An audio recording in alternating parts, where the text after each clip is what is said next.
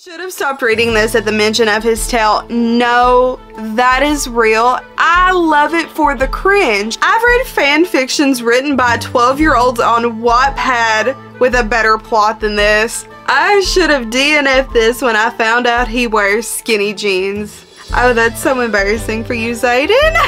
That was painful. Let's just agree to disagree. Insane, crime, weird, cool, fun, having a great time comparing it to the Vampire Diaries.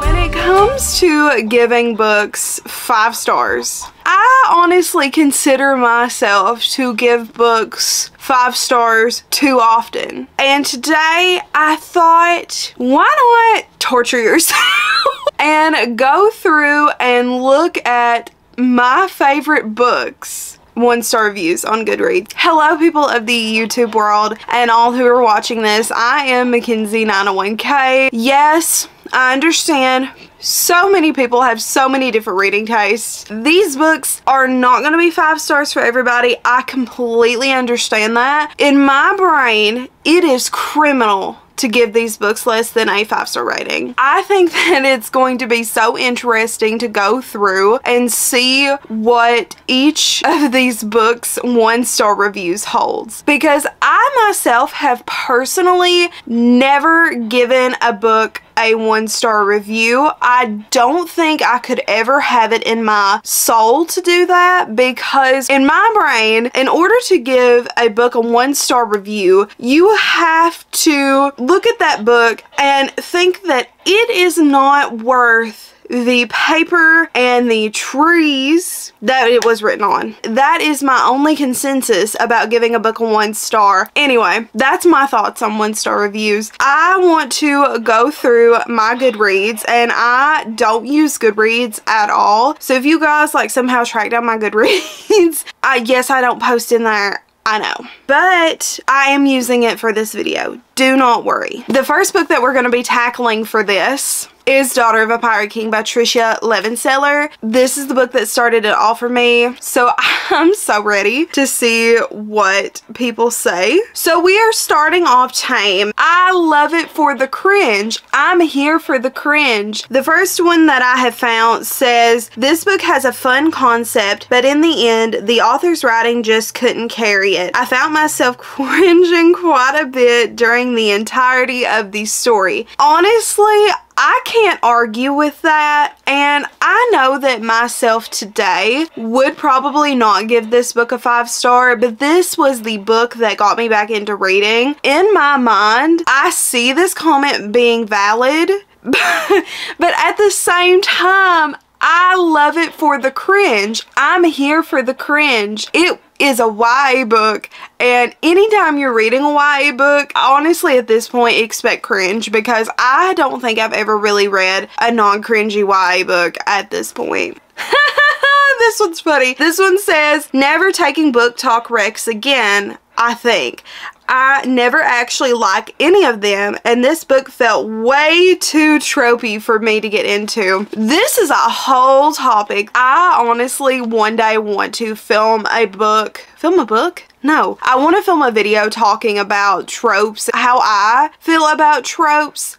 And yes, this book is extremely tropey, but honestly, that was what pulled me to this book. Can see it, but at the same time, that's what I was there for. Moving on from Daughter of a Pirate King, that book is very cringy, and it is very tropey, but that's why you gotta love it.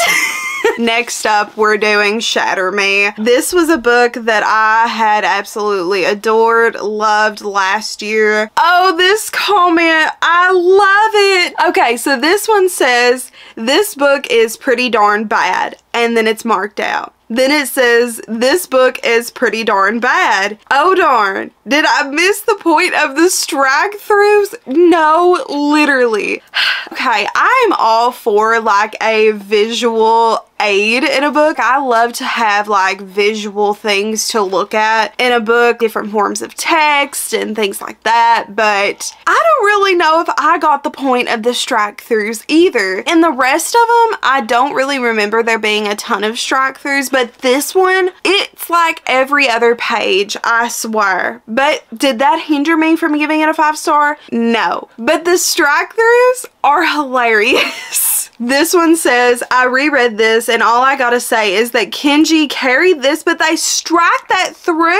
No. Kenji actually carried I Don't Care, especially in the latter part of the series. Kenji was it for me. Like, nothing else was going good about this series in like the second half for me except for Kenji, and you cannot change my mind about that. He's hilarious and he's one of my faves. Like, for real, love him. Love everything about him. Next, this one's gonna be good because this one I can already smell this is not romantasy. This is a book about politics. And that is The Cruel Prince.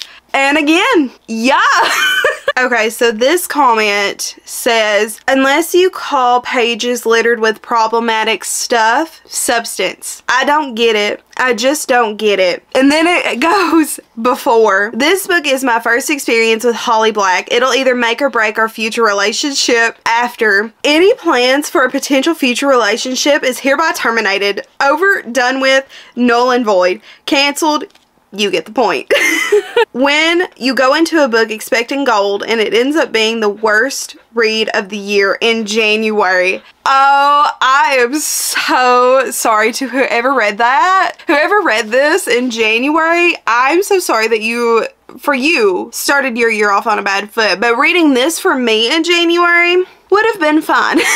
Because, like, okay, Holly Black has a very interesting writing style, I feel like. I feel like it is make or break for a lot of people, and for me, it was a hit. I know that this book was highly marketed as a fantasy romance. If you look it up on TikTok, there has got to be one video, at least one video, featuring The Cruel Prince as a romantasy book, and it is not. I cannot sit here and say that this book is a romantasy book, because a romantasy book, in my mind, the plot is all romance. All romance. The romance is somehow like mixed in with the plot. This is a very political book. This is a political fantasy, a political YA fantasy with fae, and there is a little side plot of romance, like a smidge. Like, if you want crumbs, that's what this book is.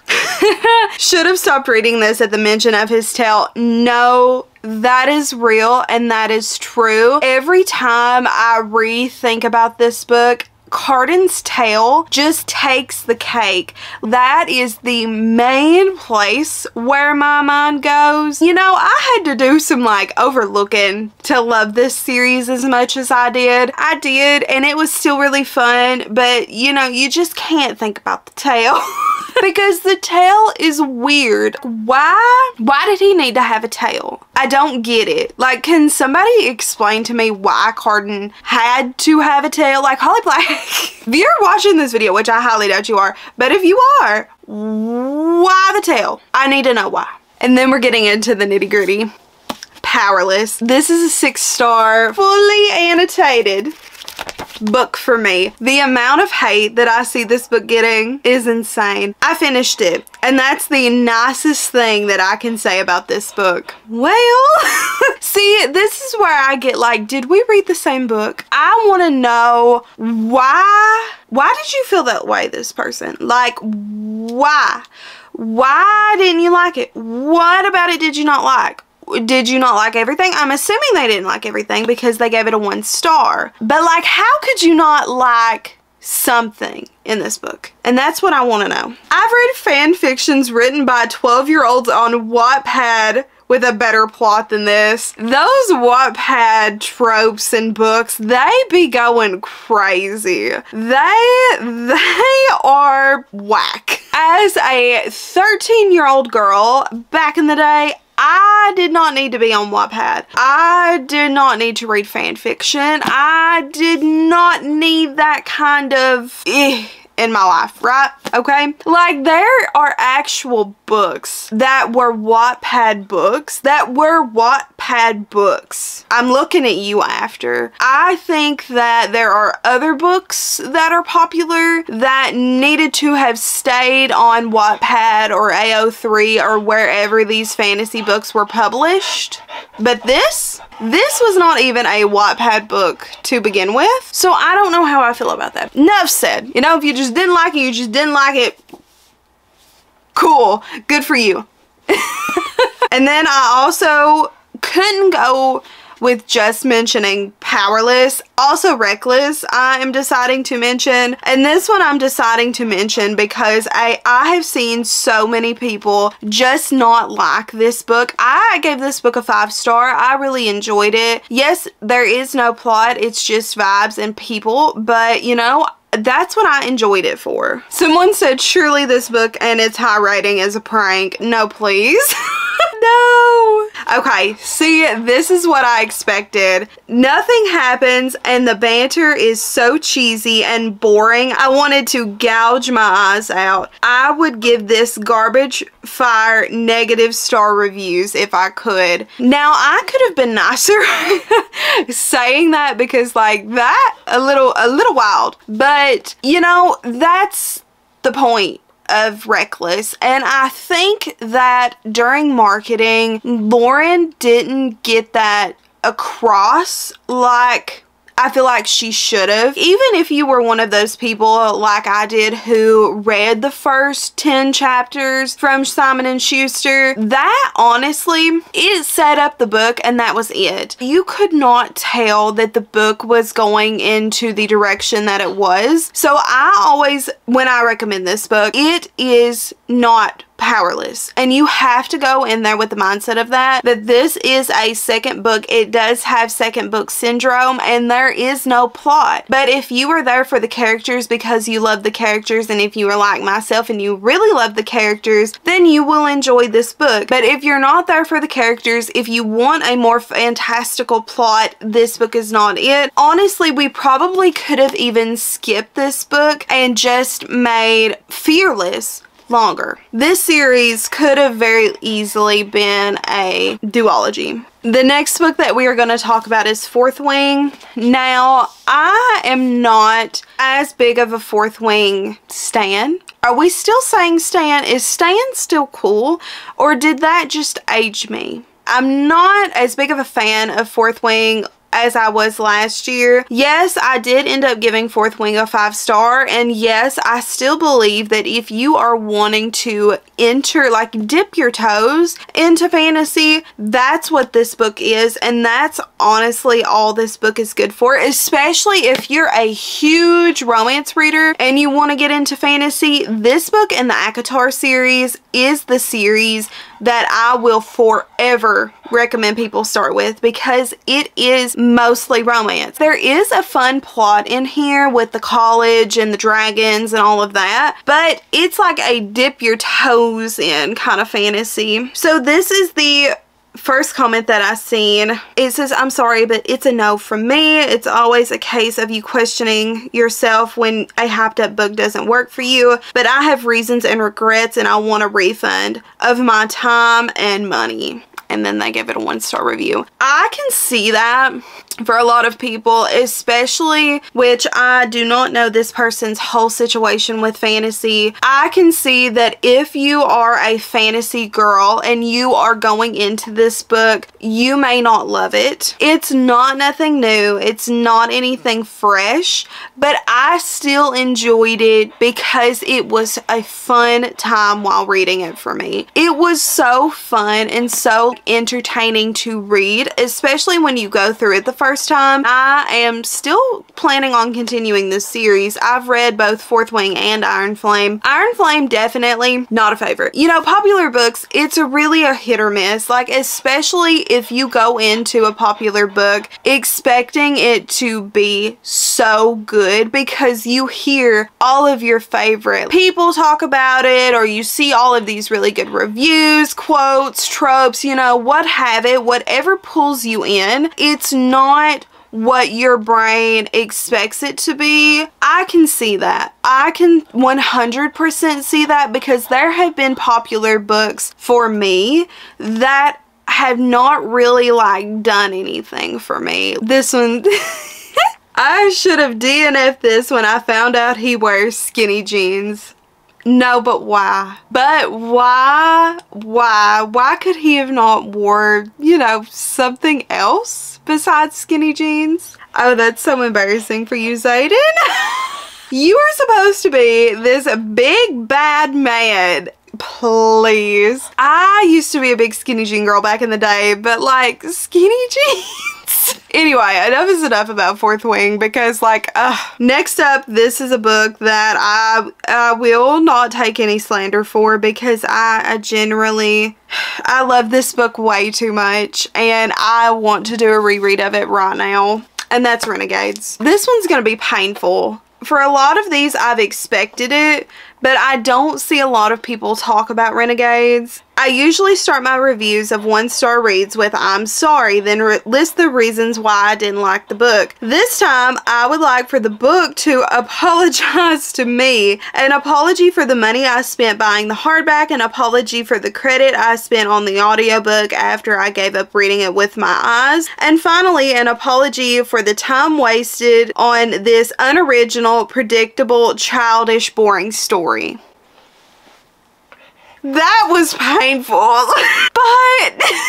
but it's so good. I'm a big superhero girly. I am a big Spider-Man girly. I love superheroes, Marvel, DC, you know, I've been around the block with the superheroes. So while this book, I feel like unoriginal, maybe, I can see the unoriginal part of it, but childish. This is a YA book. I really didn't expect it to be super duper like adult. I am so sorry to you that you did not like this book, but if you like superheroes, I mean, like, that's the only way I can really recommend this book, is if you love superheroes. Here you go.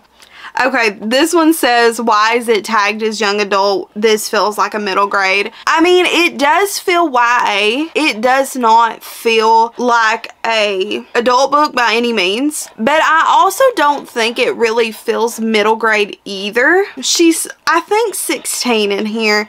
So, not really middle grade. Older than middle grade. I do definitely see where it could feel younger, but for me personally, it didn't. I mean, Twilight felt younger to me than this. So, I mean, do with that information what you will, but let's just agree to disagree, okay? The next book, I can't go a video without mentioning this book, especially when I'm talking about my 5-star reads. A Court of Mist and Fury is a 6-star read for me. I absolutely enjoyed this book so much. The found family, the romance, the plot. I mean, the plot wasn't really like huge, but it was a really comforting read for me. I know there are a lot of people that do not love A Court of Mist and Fury. I know there are a whole bunch of people that don't love ACOTAR, but this book to me was just like, it's like a hug. I mean, it feels like you're going home. So that honestly also played into a big part of why these books are so highly rated. The 1-star review that I found on this one that made me giggle, just what I expected, DNF. Seriously, anyone who manages to finish this book deserves an award.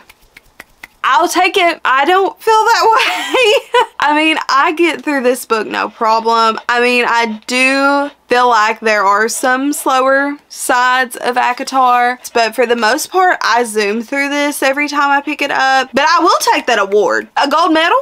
Gold star?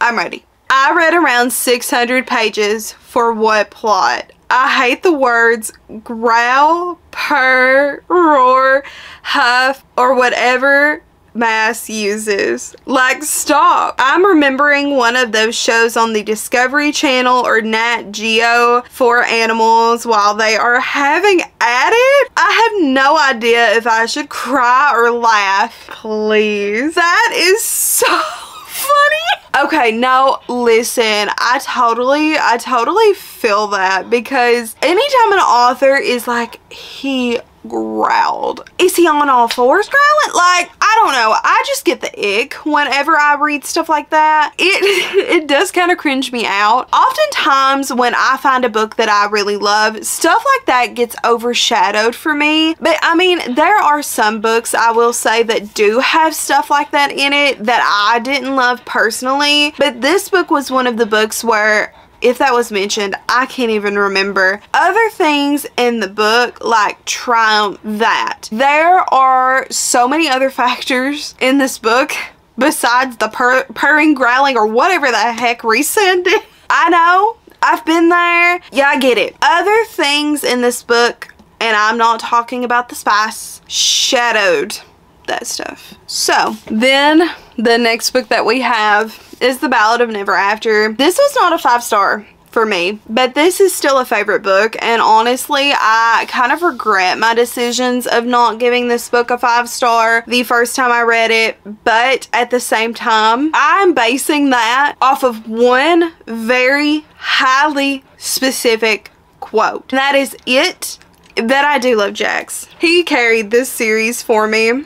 This book would have been so much better if Evangeline had stayed as a stone statue. I still think that it's so funny that the whole reason this book starts is because she makes a deal with Jax to like get revenge on this guy for breaking her heart. It's so funny that that is like the reason, because the book, I mean, just the way it evolves is insane. And the irony in that, also insane. I can see that. Did I read the same book as everyone else? No, literally, actually, when I see these 1-star reviews, that is exactly what I think. Did we read the same book? Apparently we didn't, because you gave it a 1-star and I gave it like a 4.75 star. We are not the same. Crazy. Crazy concept. I know. It is what it is. And then the last book that I wanted to throw in here. How could I not? This has become like my newest obsession. If you've been here the past 3 videos, hello. I read Twilight for the first time ever in my 20s. Insane crime, weird, cool, fun, having a great time, comparing it to the Vampire Diaries. That is exactly how I would describe my time with this book. Oh, I'm so excited. Oh my gosh, this book has had the most 1-star reviews. That is insane. Huh. You know, staring at a wall for an hour would be more interesting than reading this book. You know, I'm here for Twilight for the vibes, not really the characters. I like Edward. Bella still hasn't grown on me whatsoever, but it's the vibes and the cringe that are so fun that make this book just a fun time, and that is exactly what I'm here for. Did I like it? No. Will I read the next one? Yes. Not exactly, but like low-key, did I like, truly in my heart of hearts, is this book some sort of miracle? Absolutely not. The amount of fantasy romance that I have read, I just cannot with this book. I absolutely cannot, okay? It is not some sort of like new idea. By no means. It was written in 2005. But was it a fun time? Absolutely. Absolutely. And that's what I loved about it. It was fun. And it was what I needed at the time that I read it. So yes, Twilight, kind of insane. Not really like a new idea, especially not it being written in the 2000s, but it was still fun. You know what? That's all I've got to say about that, because I've given so many reviews of Twilight lately. Goodness. Okay, so that is all of the 1-star reviews that I wanted to go through in today's video. I hope you guys enjoyed it. Let me know if you guys like this video and you would eventually maybe potentially want to see a part 2, and maybe we could put a spin on it, because I had such a fun time going through these. Don't forget to give this video a big thumbs up if you enjoyed it. Helps out the channel, makes my heart smile. You you know how it be around here. Also, make sure to comment down below if you guys agree with my reviews or if you agree with the 1-star reviews that I had read, because I definitely do not agree. Like, some of them I could see, but I definitely don't agree by any means. Also, be sure to tap that subscribe button. We try to upload every Monday. No, it is not Monday. Every Sunday and Thursday at 6 p.m. EST. That does not always happen. So also be sure to tap that post notification bell so you will be notified right when I upload a video. That's it. Thank you guys for watching, and I will see you all next time. Bye-bye.